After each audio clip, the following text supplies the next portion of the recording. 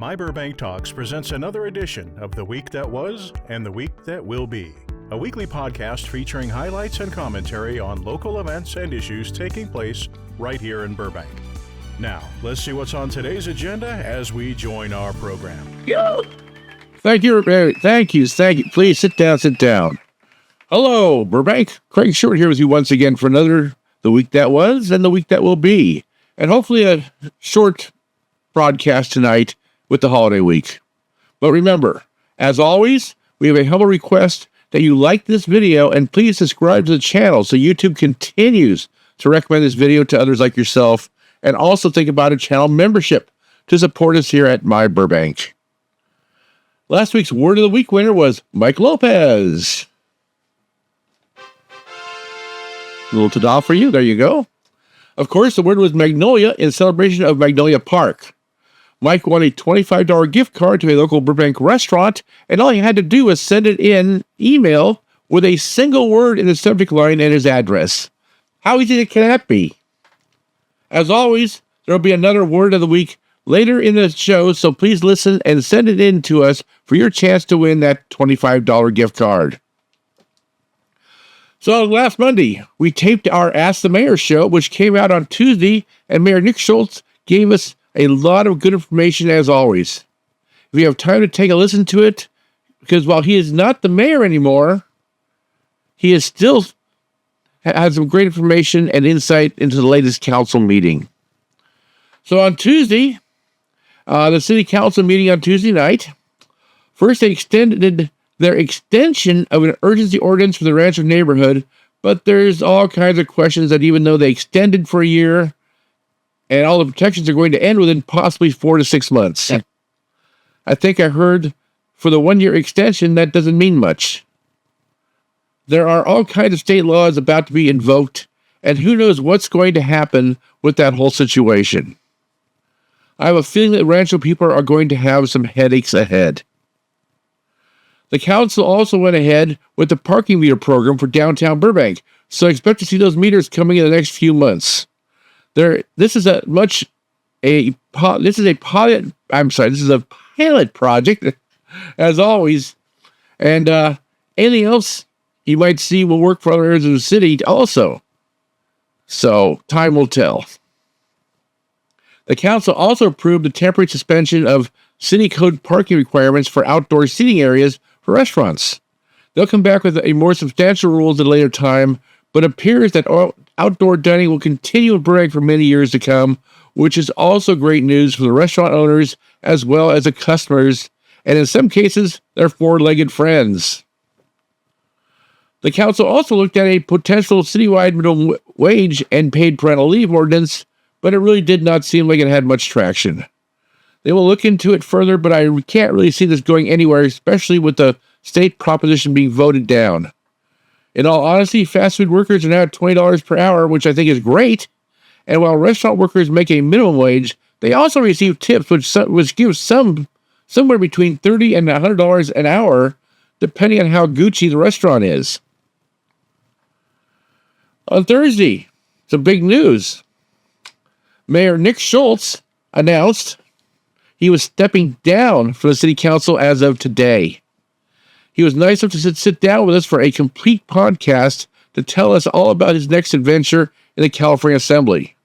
It is interesting to note that by state law, all Assembly members must be sworn in on December 2nd, which is why he had to leave early.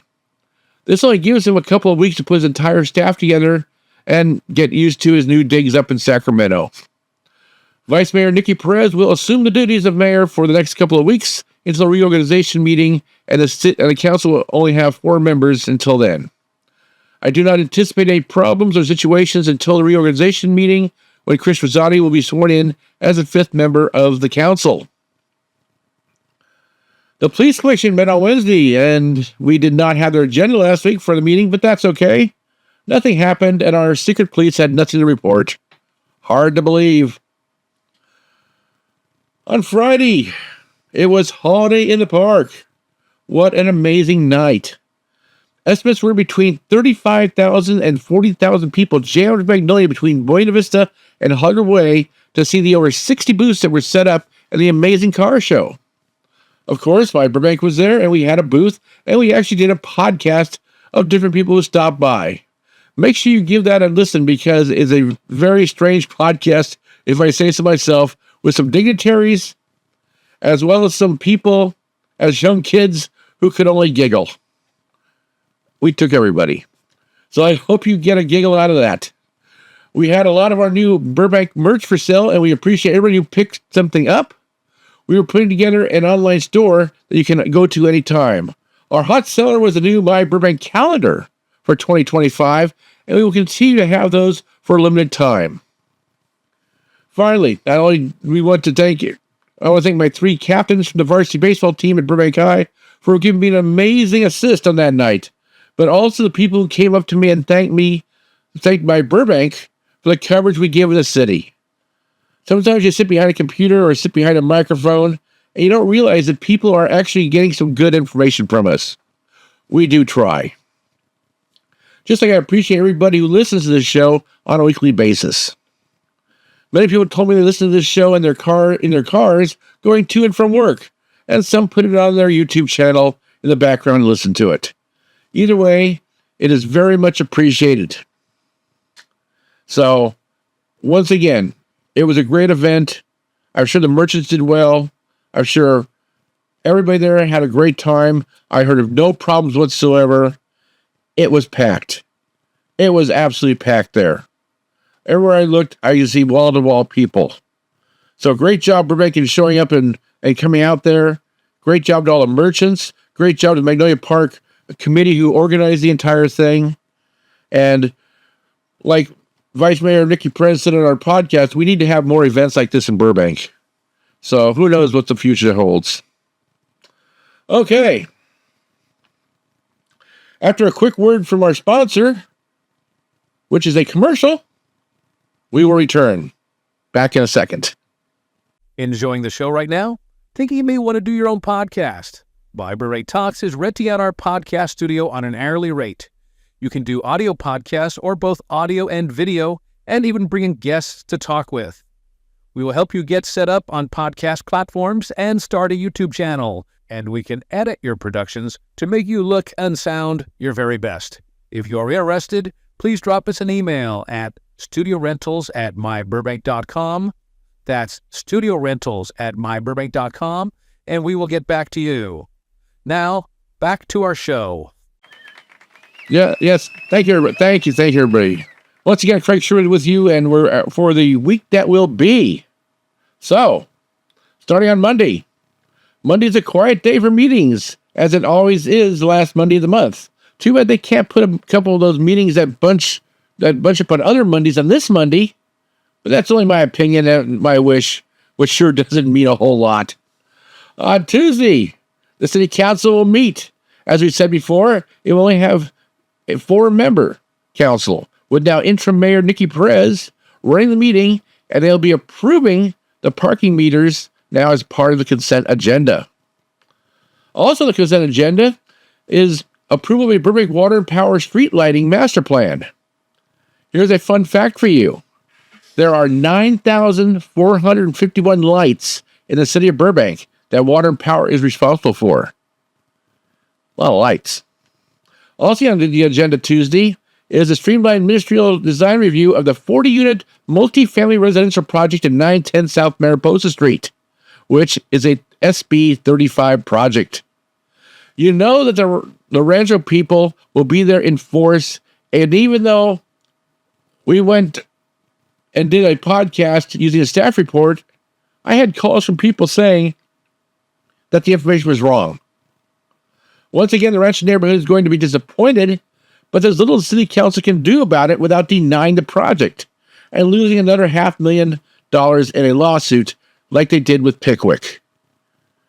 So we'll see how wrong the staff report really is, and we'll see if they make their points and if the city council listens to them. I don't know. One of the last things on the agenda is to fill 2 vacancies on the Burbank Culture Arts Commission. I really think a policy change needs to be made where these items are put at the beginning of the meeting, because if people want to address the council, they're going to have to sit there for hours waiting for all the other agenda items to go by before they can introduce themselves to the council if that's what they wish. If that was part of the early agenda, these people could make their comments in council and let them be voted on and let them get on with their lives instead of having to sit there and wait for 3 or 4 hours. Just my observation. That's about it for meetings this week, because of course the rest of the week is part of the holiday week. Wednesday, of course, is Get Out of Town Day, and I'm sure Burbank Airport is going to be a parking lot. So do yourself a favor, and if you're going to fly, just leave a couple hours early and relax. Last minute Louis going to do nothing but stress you out. Trust me. Thursday. Of course, Thursday is Thanksgiving. There we go. And of course, when you hear that beautiful little alert, that can only mean one thing, and that is the word of the week, which is Thanksgiving. There you go. So, if you made it this far through the show, send an email to contest@myburbank.com, put the word Thanksgiving in the subject line, and send me your address, and we'll put you in running for this week's $25 gift card. So good luck. Besides spending the time with your family, it's also a time of reflection. I would personally like to give my sincerest thank you to all those who listen to this show, watch, or listen to other podcasts. Subscribe to my Burbank newsletter, or just read the myBurbank website on a regular basis. And my utmost thanks goes to our sponsors, our amazing advertisers who support free speech in Burbank with our website. Without these people and businesses, we could not have our writers and photographers out there covering events and bring you all the local news. I would sincerely appreciate it if when you visit one of our advertisers or businesses that you thank them for supporting myBurbank. Friday. Of course, Friday is Black Friday. And I'm sure all the merchants at Magnolia really hope that you come back and visit them after all the amazing deals you saw at Holiday in the Park. They could really use your business. Don't make the Holiday in the Park just a one-time thing. Take a look at those businesses. Take a look at what they have. I'm sure they'll have Black Friday deals. Get in there. Spend your money. That only leaves one thing and one thing only, and that's Craig's comment. My only comment is a very brief one. It's really not a Burbank comment, but it does affect Burbank people. And that's the cost of professional sports. Last night, the Rams and Philadelphia, they played, and the Dodgers had their season, the Lakers are in their season. And it is amazing when every week at the council meetings, every week all around town here, well, I can't afford my rent, I can't afford to live in the city, I can't afford this, I can't afford that. And I get that. Those are all real concerns. Nobody's complaining just to complain. But then I look at what it costs a family of 4 to go to a professional game, a Laker game, a Dodger game, a Ram game. You're looking for not great tickets, but just decent tickets, being around $200 a piece. You have to also look at the Ram games. They're charging over $100 to park in their lot. $100 just to park your car for 4 hours. Tell me that's not price gouging. So you look at a family of 4 who let you go to a professional game, and that's going to cost way over $1,000 for one game. Anywhere from $1,000 to $1,500. You take the food, you take everything else going on. That's a lot of money for one game. And then you look at these games. The Rams, 60, 70,000 people. The Dodgers, 50,000 every night. The Lakers, 18,000 people. So somewhere these people have the money to do this stuff. It sounds on one side, all I hear is nobody has money. And on the other side, where do people get the money to spend this kind of money? Are they going into debt? If you've got a kid or a couple kids and they really want to go see a Dodger game, they want to go really see a Ram game, you really can't deny them year after year, and you finally will take them to a game, but do you have to go into debt to take them to a game nowadays? Come on, Dodgers, Rams, $100 to park your car? Are you kidding me? That's just greedy. I know at Dodger Stadium, the Dodgers lease the entire land that they use for $1 a year.